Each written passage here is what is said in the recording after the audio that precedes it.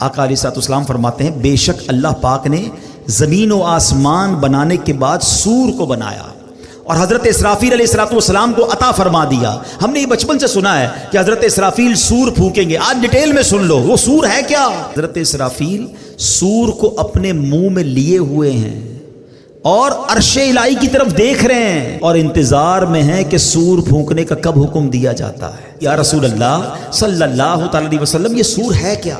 آقا نے فرمایا ایک نورانی سینگ ہے. عرض کی گئی حضور کتنا بڑا ہے؟ فرمایا بہت بڑا ہے. اس ذات کی قسم جس کے قبضے میں میری جان ہے سور کا دائرہ زمین و آسمان کی چوڑائی جیسا ہے. اور حضرت اسرافیل کو اللہ کریم 3 بار سور پھونکنے کا حکم فرمائے گا. اور اب سنو کیا ہوگا. آقا فرماتے ہیں اللہ پاک حضرت اسرافیل کو جب پہلی بار سور پھونکنے کا حکم دے گا نا اس کو فرمائے گا گھبراہٹ کی پھونک مارو. حضرت اسرافیل علیہ السلام پھونک ماریں گے. اب جب اس کی ہولناک آواز آئے گی نا تو زمین و آسمان والے گھبرا اٹھیں گے. اللہ پاک کے حکم سے حضرت اسرافیل اس آواز کو اس پھونک کو اور لمبا کریں گے. اب اس کی ہولناکی سے پہاڑ ہلنے لگیں گے.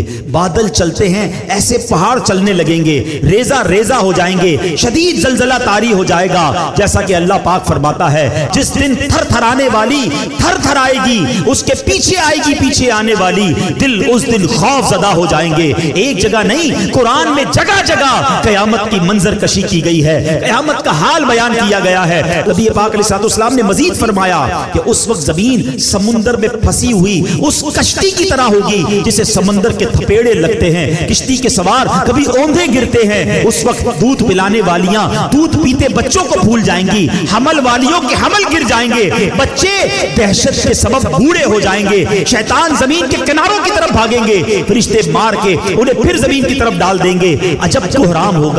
لوگ ادھر سے ادھر بھاگ رہے ہوں گے. ایک دوسرے کو پکار رہے ہوں گے. ابھی لوگ اسی حال میں ہوں گے کہ زمین پھٹ جائے گی. اب لوگوں پر ایسی کیفیت اور خوف اور دہشت طاری ہوگی کہ اللہ پاک کی بہتر جانتا ہے. سنو آسمان بھی گلی ہوئی چاندی کی طرح پھٹ جائے گا. سورج اور چاند بے نور ہو جائیں گے اور آسمان کو اس کی جگہ سے کھینچ لیا جائے گا. یہ پہلی سور پھونکنے کے بعد حال ہوگا. اب دوسری سور پھونکنے کا وقت آئے گا. پھر اللہ پاک حضرت اسرافیل علیہ السلام کو سور میں موت کی پھونک مارنے کا حکم فرمائے گا. اس بار سور پھونکنے کے بعد آسمان والوں اور زمین والوں پر موت طاری ہو جائے گی. اب حضرت ملک الموت اللہ رب العالمین کی بارگاہ میں عرض کریں گے یا رب آسمان والے اور زمین والے تو سب موت کے گھاٹ اتر چکے مگر جسے تو نے زندہ رکھا. فرمائے گا بتاؤ کون کون زندہ ہے. حضرت ملک الموت کہیں گے یا رب تو زندہ ہے اور تجھے کبھی موت نہیں آنی. تیرے سوا عرش اٹھانے والے فرشتے بھی زندہ ہیں. حضرت جبرائیل حضرت میکائیل بھی زندہ ہیں. کہیں گے مولا میں بھی زندہ ہوں. اب حضرت جبرائیل اور حضرت میکائیل پر بھی موت طاری کر دی جائے گی. وہ بھی موت کا مزہ چکھیں گے. پھر ملک الموت عرض کریں گے اے مالک جبرائیل اور میکائیل بھی موت کا ذائقہ چکھ چکے. اللہ فرمائے گا اب کون زندہ ہے. کہیں گے مولا تو زندہ ہے جسے کبھی موت نہیں آنی. اور مولا عرش اٹھانے والے فرشتے زندہ ہیں اور میں زندہ ہوں. اللہ اکبر. پہلے عرش اٹھانے والے فرشتوں پر موت طاری کی جائے گی اور پھر ملک الموت جو آخری بچیں گے ان پر بھی موت طاری کر دی جائے گی. اب کوئی نہیں ہوگا. اب دنیا میں کوئی باقی نہیں ہوگا اور وہی رب واحد قہار باقی ہوگا. وہ بے نیاز ہے. اس کا کوئی باپ نہ اس کا کوئی بیٹا. وہی اول ہے وہی آخر ہے. اور اب اللہ کیا فرمائے گا لمن الملک اليوم. آج کس کی بادشاہی ہے. اللہ اکبر. اس جملوں کی ہیبت کو اگر سمجھو نا اللہ فرما رہا ہے جب دنیا میں کوئی باقی نہیں ہے ان تمام متکبرین ان تمام جابرین ان تمام لوگوں سے خطاب ہوگا جو سمجھتے تھے کہ ہمارے دم قدم سے دنیا قائم ہے. ہم ہیں تو جناب فیصلے ہوتے ہیں ہماری اتھارٹی ہے. اب اللہ فرمائے گا لمن الملک اليوم. آج کس کی بادشاہی ہے. اس وقت کوئی جواب دینے والا ہی نہیں ہوگا. اب اللہ خود ہی جواب ارشاد فرمائے گا اور وہ جواب بھی قرآن میں موجود ہے. اللہ فرمائے گا للہ الواحد القہار. ایک اللہ جو سب پر غالب ہے. ہائے ہائے ہائے میرا رب باقی رہنے والا ہے. وہ حی ہے، وہ قیوم ہے۔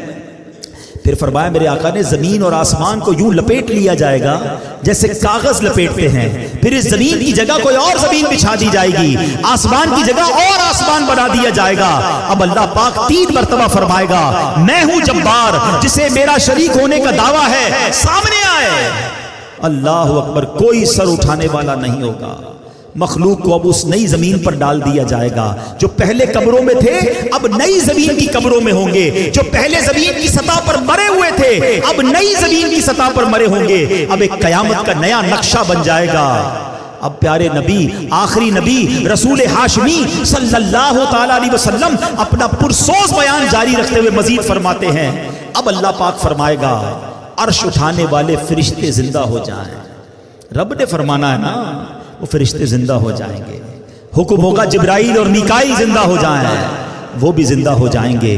اب اللہ پاک حضرت اسرافیل کو حکم دے گا مرنے کے بعد اٹھائے جانے والی سور پھونکو۔ اب حضرت اسرافیل تیسری بار سور پھونکیں گے اور اس سے تمام روحیں نکل آئیں گی۔ اللہ پاک فرمائے گا میری عزت و جلال کی قسم اب ساری روحیں اپنے جسموں میں چلی جائیں، تمام روحیں